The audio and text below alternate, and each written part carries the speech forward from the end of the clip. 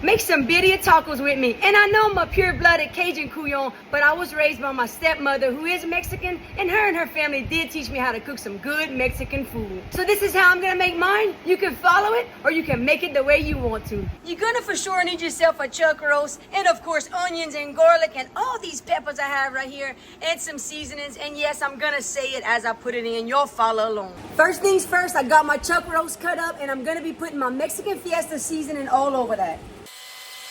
I'm also going to be adding a little bit of my Creole Zydeco because my recipe calls for time and I don't have none by itself, but I have it in here. I'm going to be putting the whole cut up chuck roast that's already seasoned in 8 cups of water, and I'm bringing that to a boil for a good hour or so.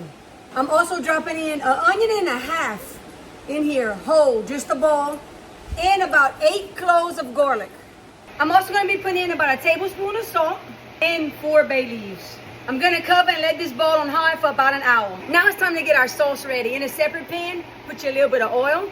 We're gonna lightly toast our peppers. And I don't know if I'm saying all this right, so y'all don't judge me. I'm using approximately 12 guajillo peppers. It's something like that, y'all. 8 ancho peppers, or the same thing, pasilla chili pods. And about 8 chilies de árbol. I don't know if I'm saying it right, but it don't matter. Y'all get the point. And don't worry, my family's gonna correct me on it if I ain't saying it right. I'm gonna stir this around.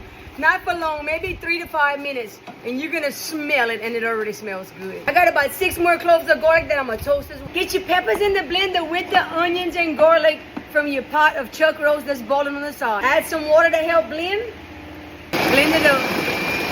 I'm also adding in 3 whole cloves and 8 peppercorns, and I'm gonna blend that too. That how beautiful. Can you smell it or what? Take out any fat that floats to the top of the pot. Now it's time to put this sauce in the pot. I'm gonna be using a skimmer. Add water if you need to get it through.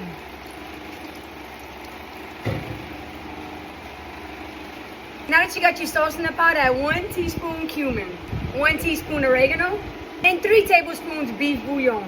This is the one I'm using for this meal. This is just for extra flavor. You could add a little more if needed. You also could add thyme, but I don't have none. Remember, I added some of that seasoning on my meat, but I'm also going to be adding some of my Mexican Fiesta seasoning. I have a lot of flavors involved in this seasoning. A lot of good flavors for this Mexican meal. I'm going to let this boil for another 2 to 3 hours. Covered until the meat is tender, melt in your mouth, fall apart. Here we go, y'all. 4 hours later, it's time to get this meat out. It's already falling apart. Oh my goodness. Let's get this meat out. Here we go. After about 4 to 5 hours later, all the meat's out, and it's time to show you how it just falls apart. Right here. Look at this. Make it so tender where it melts in your mouth. No fork is needed. And it's good too. Get yourself some corn tortillas. Dip them in that sauce. Get your meat, fresh onions, and top it with cheese. Fold it over, drop it in the skillet. Cook it on both sides till your cheese is melted. Cheese is gonna be a Mexican 3 cheese with all those names in there. There you go. Once it's done, top it with cilantro if you like that. Squeeze that fresh lime all over it. Got the Spanish rice on the side and a little bit of guacamole. You'll know what time it is. Take it, dip it.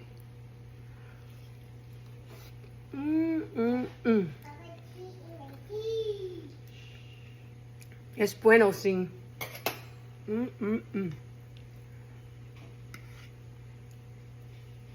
And this is how I'll make my quesadillas. Quesadillas because it has cheese in it.